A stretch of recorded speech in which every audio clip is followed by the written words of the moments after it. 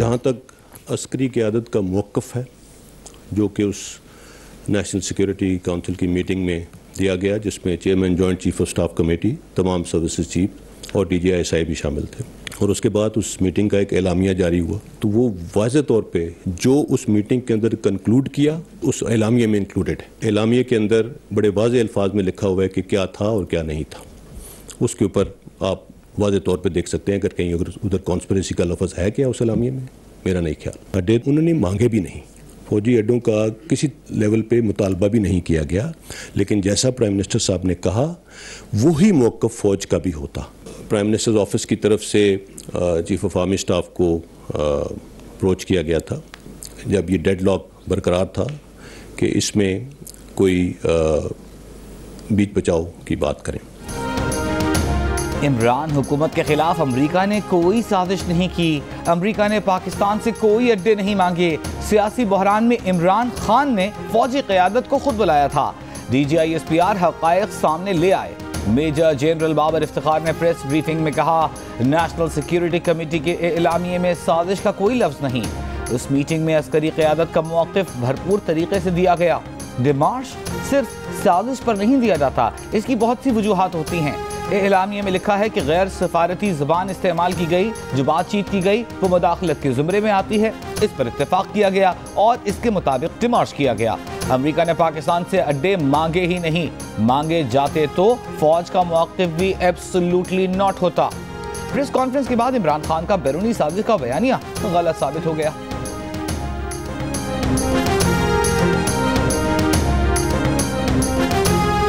Options establishment की तरफ से नहीं रखी गई थी। प्राइम मिनिस्टर्स ऑफिस की तरफ से चीफ ऑफ आर्मी स्टाफ को अप्रोच किया गया था। 3 सिनेरियोज में कॉन्फ्रेंस मोशन दूसरा था कि प्राइम मिनिस्टर साहब रिज़ाइन कर दें, और तीसरा था कि अपोजिशन नो कॉन्फिडेंस मोशन वापस ले ले, प्राइम मिनिस्टर साहब असम्बली डिज़ोल्व करके फ्रेश इलेक्शंस की तरफ चले जाएं। तीसरी ऑप्शन वज़ीर आज़म साहब ने कहा कि जी ये दिस इज़ एक्सेप्टेबल, हमारे बिहाफ पे उनसे बात करें। सो chief of army staff PDM के पास लेके गए। सरासल बहस के बाद उन्होंने कहा कि जी हम इस तरह का कोई कदम अब नहीं करेंगे, we will go as we want, and that is it. Establishment ने कोई ऑप्शन नहीं दिया। हालिया सियासी बहरान में इमरान खान ने फौजी क़यादत को खुद बुलाया था। DGI-SPR की press briefing, major general Babar Iftikhar ने कहा कि साबिक वज़ीर आज़म की जानिब से डेडलॉक से बचने के लिए आर्मी चीफ से राबता किया गया कि बीच बचाव की बात करें। उस वक्त सियासी जमातों की क़यादत आपस में बात करने को तैयार न थी। आर्मी चीफ और DGI-SI PM ऑफिस गए थे। वज़ीर आज़म ऑफिस में उनके मुख्तलिफ रुफ़का के साथ 3 ऑप्शंस पर बात हुई। ये ऑप्शंस इमरान खान के सामने एस्टैब्लिशमेंट ने नहीं रखे थे। इमरान खान ने तीसरे ऑप्शन अदम एतमाद वापस लिए जाने पर असम्बलियाँ तोड़ने और इंतखाबात करवाने को काबिल कबूल करार दिया था। आर्मी चीफ ये ऑप्शन PDM के पास लेकर गए, लेकिन PDM ने मुस्तरद कर दिया। इस सारी सूरत हाल में कोई भी ऑप्शन एस्टैब्लिशमेंट की तरफ से न दिया गया न रखा गया।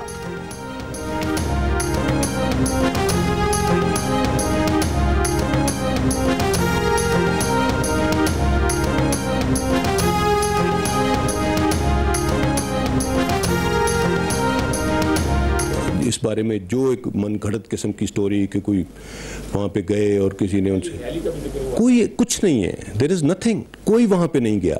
मैंने उस दिन भी ये बताया था कि इस जो कुछ ये सियासी प्रोसेस चला है, जो भी इस कि किसी लम्हे में कहीं पे फौज का कोई अमल दखल नहीं था, किसी पर्सनालिटी का कोई अमल दखल नहीं था। 9 अप्रैल की रात कोई वज़ीर आज़म हाउस नहीं गया। सियासी अमल के किसी भी लम्हे में फौज का कोई अमल दखल नहीं था। फौज का सियासत से कोई लेना देना नहीं।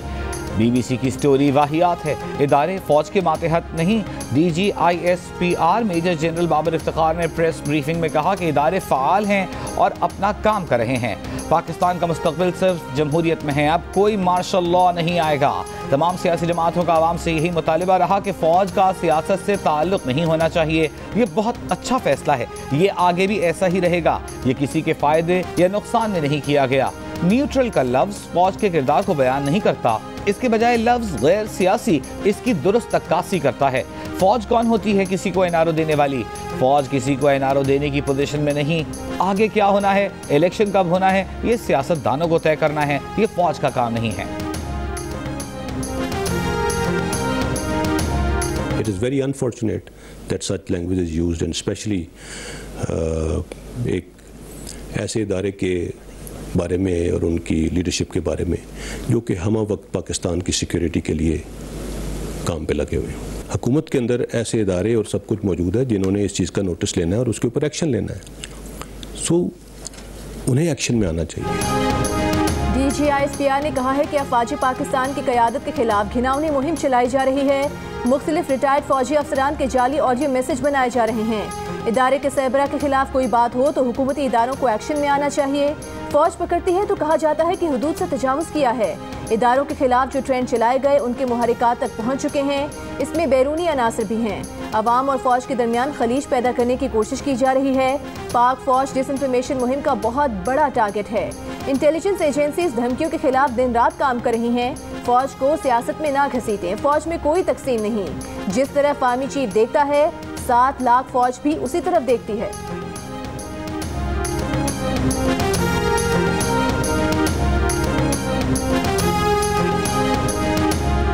Chief of Army Staff is neither seeking an extension nor will he accept an extension, no matter what. He will be retiring on the 29th of November 2022. Army chief न मुद्दत मुलाजमत में तोसी मांग रहे हैं न कबूल करेंगे। वो 29 नवंबर को रिटायर हो जाएंगे। DGISPR की ब्रीफिंग।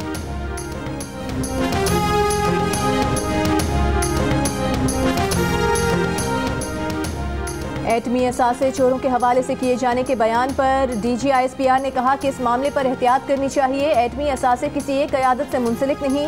अब तक जितनी हुकूमतें आई हैं उन्होंने ईमानदारी से इसे आगे बढ़ाया। सियासी क़यादत ने पाकिस्तान की सालमियत के साथ एटमी असासों का कंट्रोल आगे बढ़ाया।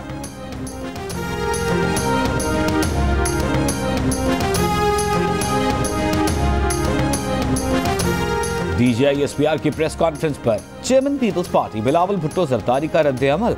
कहा DGISPR की प्रेस कॉन्फ्रेंस जमहूरियत के लिए ताज़ा हवा का झोंका है। जमहूरियत, आइन और कानून की पासदारी करना न सिर्फ इदारों बल्कि हर पाकिस्तानी की जिम्मेदारी है।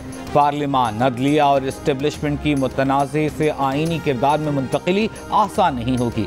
पाकिस्तानियों के तमाम मसाइल का हल जमहूरियत और ज़्यादा जमहूरियत में है।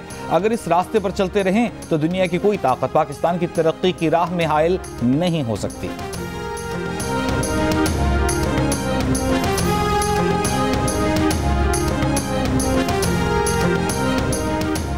नून लीग के रहनुमा मरियम नवाज ने तहरीक इंसाफ के रहनुमा इमरान खान का नाम लिए बगैर मुखातिब करते हुए कहा कि आज तुम्हारे झूठ तार तार हो गए। इक़्तिदार से चिमटे रहने के लिए तुमने खतरनाक खेल खेला। NSC जैसे संजीदा फोरम को साजिशी ड्रामे के लिए इस्तेमाल किया। एब्सोल्युटली नॉट का झूठा नारा उन अड्डों के लिए लगाया जो कभी मांगे ही नहीं गए थे। NRO के लिए एस्टैब्लिशमेंट के तरले किए। झूठ बोला कि उन्होंने ऑप्शन दिए थे। वक्त आ गया है कि तुम्हारे एक एक झूठ का मुहासबा किया जाए। अब सामना करना, हमेशा की तरह भाग न जाना, क्योंकि ये कौम तुम्हें अब भागने नहीं देगी। रहनुमा पीपल्स पार्टी सेनेटर मुस्तफ़ा नवाज खोखर ने कहा है कि फौज के तर्जुमान ने इमरान खान के गुमराहकुन बयानिए का पोल खोल दिया है। DGISPR ने बैरूनी साजिश, अड्डे मांगने को झूठ और ज़हनी इख्तरा करार दिया। इमरान खान कारकर्दगी तो दिखा ना सके और अवाम को एक झूठे फरेब में फंसाने में लग गए। ये भी कहा कि इमरान खान का अमरीका मुखालिफ बयानिया भी 50 लाख घर और 1 करोड़ नौकरियों की तरह निकला।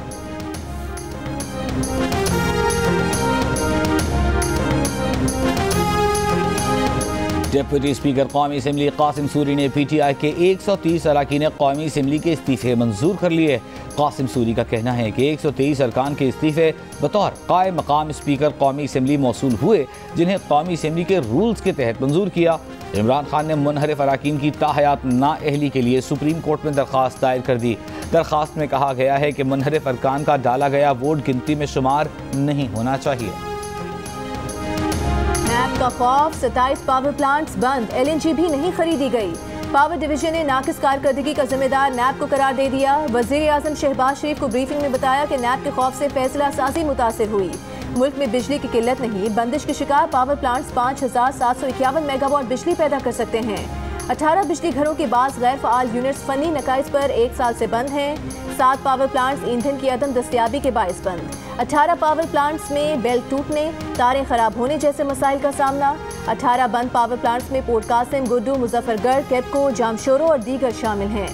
वज़ीर आज़म शहबाज शरीफ का सूरत हाल पर नापसंदीदगी का इजहार, नकाइस और फनी खराबियाँ फौरी दूर करने की हिदायत। कहा आवाम लोड शेडिंग के अजाब में मुब्तला हैं, खुदारा एहसास करें, ऐसी गफलत लापरवाही नाकाबिले बर्दाश्त है, फौरी इक़दाम करें।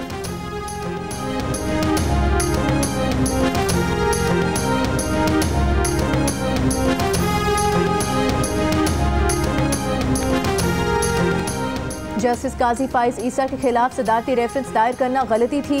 चेयरमैन तहरीक इंसाफ इमरान खान का एतराफ़। इंसाफ लॉयर्स फोरम के इजलास में बात करते हुए इमरान खान ने कहा कि मुतालिका अफराद ने जस्टिस काजी फाइज ईसा केस के बारे में गलत गाइड किया। ज़राए के मुताबिक अटॉर्नी जनरल खालिद जावेद खान ने इमरान खान को बताया कि जस्टिस काजी फाइज ईसा ईमानदार जज हैं। डिप्टी स्पीकर कासिम सूरी का कौमी असम्बली का इजलास ताखीर से बुलाने का इक़दाम, हाई कोर्ट में चैलेंज। दरख्वास्त के लिए कल समाअत के लिए मुकर्रर। इस्लामाबाद हाई कोर्ट ने लार्ज बेंच तश्कील दे दिया। नून लीग के मुर्तज़ा जावेद अब्बासी की तरफ से दायर दरख्वास्त में स्पीकर के इलेक्शन के लिए इजलास फौरी बुलाने की हिदायत जारी करने की इस्तदा। दरख्वास्त में कहा गया है कि इजलास 22 अप्रैल तक मुलतवी करने का 13 अप्रैल का सर्कुलर आइन से मुतसादिम है। डिप्टी स्पीकर को इस स्पीकर कौमी असम्बली के इख्तियारात इस्तेमाल करने से रोका जाए। इस्लामाबाद हाई कोर्ट ने इलेक्शन कमीशन को फॉरेन फंडिंग केस का फैसला 30 रोज में सुनाने का हुक्म दे दिया।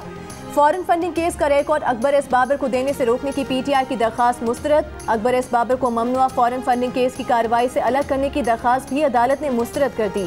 अदालत ने फैसले में कहा कि ममनुआ फंडिंग हुई हो तो सियासी जमात और चेयरमैन की हैसियत भी मुतासर होगी। अगर ममनुआ फंडिंग निकली तो पीटीआई को नताइज भुगतना होंगे।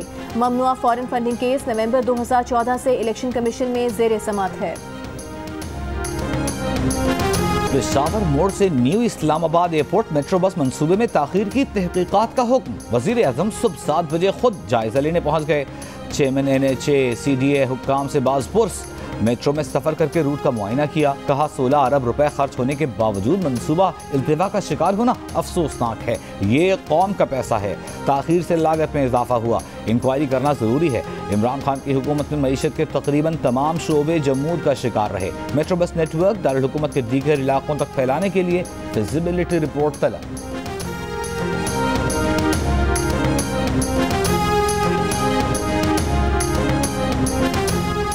पीटीआई का इलेक्शन कमीशन का दोबारा हल्का बंदियों का इक़दाम चैलेंज करने का फैसला।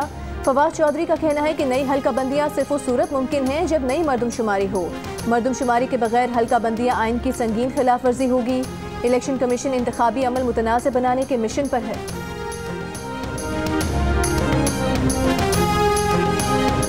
डिप्टी स्पीकर पंजाब असम्बली के इख्तियारात की बहाली के खिलाफ दरखास्त। हाई कोर्ट ने डिप्टी स्पीकर को कल तलब कर लिया। चीफ सेक्रेटरी और IG को भी पेश होने की हिदायत। दरखास्त गुजार परवेज इलाही के वकील ने कहा डिप्टी स्पीकर इलेक्शन करा रहे हैं, वो जानिबदार हो चुके हैं, अरकान की रुकनियत भी मुअत्तल कर सकते हैं। अदालत ने कहा सिग्नल बेंच ने आपकी सब बातें तो मान ली। आइन कहता है कि स्पीकर फराइज अंजाम ना दे सके तो डिप्टी स्पीकर फराइज अंजाम देगा। चीफ जस्टिस पर मुश्तमिल सिंगल बेंच ने कल फैसला सुनाया था कि 16 अप्रैल को डिप्टी स्पीकर वजीर आला का इलेक्शन कराएंगे।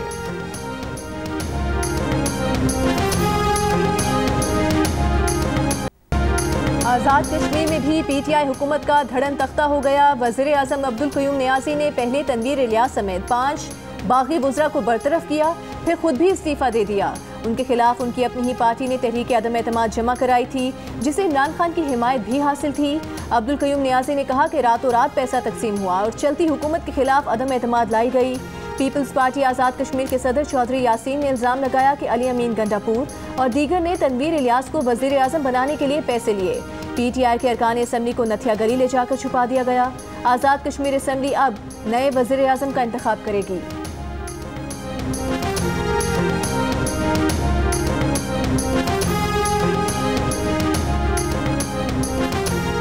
मैं आज अपनी अदलिया से पूछता हूँ कि रात के अंधेरे में जब आपने अदालतें लगाई तो मैं वो पाकिस्तानी हूँ जो 45 साल से पाकिस्तानी कौम मुझे जानती है।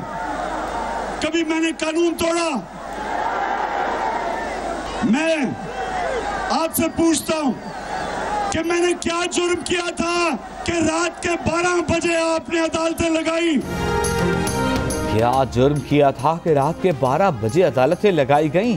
तहरीक इंसाफ के चेयरमैन इमरान खान का पेशावर में जलसे से खिताब, कहा उन्होंने जिंदगी में कभी कोई कानून नहीं तोड़ा। डिप्टी स्पीकर कासिम सूरी ने क्या गलत किया था? मुसल्लत की गई चोरों की हुकूमत को वो तस्लीम नहीं करेंगे। शहबाज शरीफ पर 40 अरब रुपए की करप्शन के केसेस हैं। जिस दिन उन्होंने कॉल दे दी शहबाज शरीफ को छुपने की जगह नहीं मिलेगी, जबरदस्ती इंतखाबात कराएंगे, इलेक्शन तक सड़कों पर रहने का ऐलान।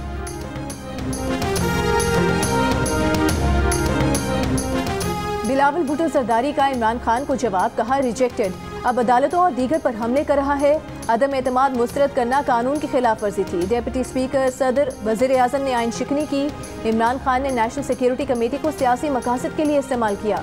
चेयरमैन पीपल्स पार्टी ने कहा कि इदारे अब न्यूट्रल हैं, इमरान खान को छुपने की जगह नहीं मिलेगी। नून लीग की मरियम औरंगजेब ने कहा कि इमरान साहब आपने आइन पर हमला जैसा संगीन जुर्म किया। अदालतें इसलिए खुली ताकि आइन और कानून पर अमल हो। धमकियां देने, सवाल करने से बेहतर होगा आप कौम से अपने जुराइम की माफी मांगें।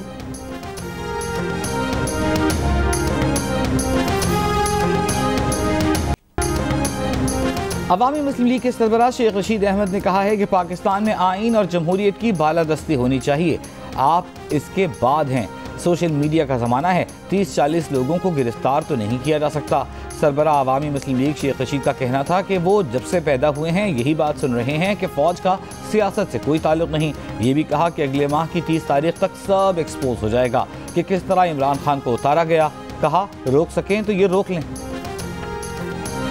पीपल्स पार्टी के रहनुमा शेरी रहमान का कहना है कि इमरान खान समेत PTI के लोग चाहते हैं कि मुल्क इदारे इनकी मर्जी पर चलें। इलेक्शन मुस्तरद शुदा साबिक वज़ीर आज़म के मुतालबे और मर्जी पर नहीं।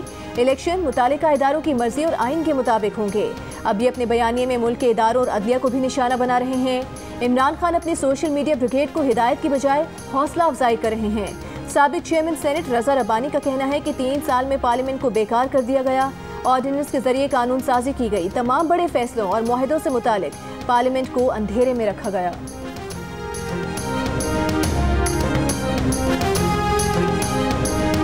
रहनुमा तहरीक इंसाफ फैसल वाबदा ने कहा है कि उनकी पार्टी पाकिस्तान की आज़ादी और गैरत के लिए जंग करेगी। कोई रोक सकता है तो रोक ले। उन्होंने कहा कि ये नून लीगी फार्मूला है कि मुज़ाहिमत के बाद मुफाहिमत कर लो। उनकी जमात ना मुज़ाहिमत करेगी ना मुफाहिमत।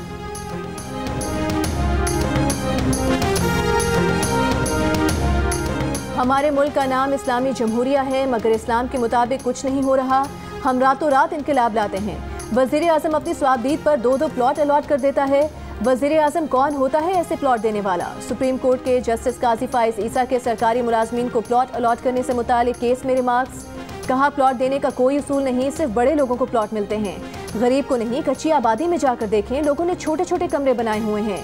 दरख्वास्त गुजार के वकील ने कहा कि प्लॉट पर घर तामीर कर लिया, वापस लिया जा रहा है।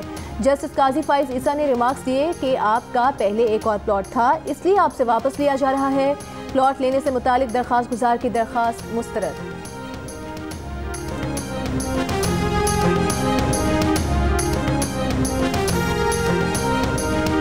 वज़ीर आज़म बनने पर शहबाज शरीफ को अमरीका के वज़ीर ख़ारजा की मुबारकबाद।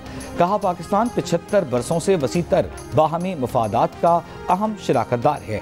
पाकिस्तान के साथ अपने देरीना ताउन आगे बढ़ाने के मुंतज़िर हैं। मजबूत, खुशहाल और जमहूरी पाकिस्तान दोनों मुल्कों के मफाद में ज़रूरी है। चीनी वज़ीर आज़म का भी वज़ीर आज़म शहबाज शरीफ के साथ काम करने के अज़्म का इजहार। कहा CPAC की आला मायार की तामीर को फ़रोग़ देने के लिए मिलकर काम करने के मुंतज़िर हैं। इंटरबैंक में डॉलर की कीमत में कमी का सिलसिला जारी। $1 22 पैसे की कमी के बाद 181.6 रुपये का हो गया।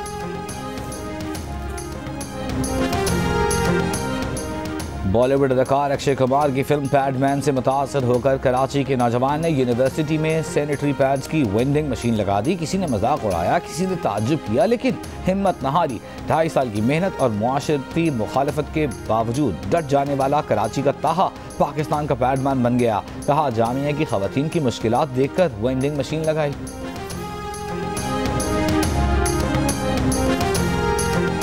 और बॉलीवुड जोड़ी आलिया भट्ट और रणबीर कपूर रिश्ता इज़्दिवाज में बंध गए। शादी के बाद दुल्हा दुल्हन पहली बार एक साथ मीडिया के सामने आए। शादी में खानदान के अलावा चंद करीबी दोस्तों ने शिरकत की, जिनमें करिश्मा कपूर, करीना कपूर, सैफ अली खान और करण जौहर शामिल हैं।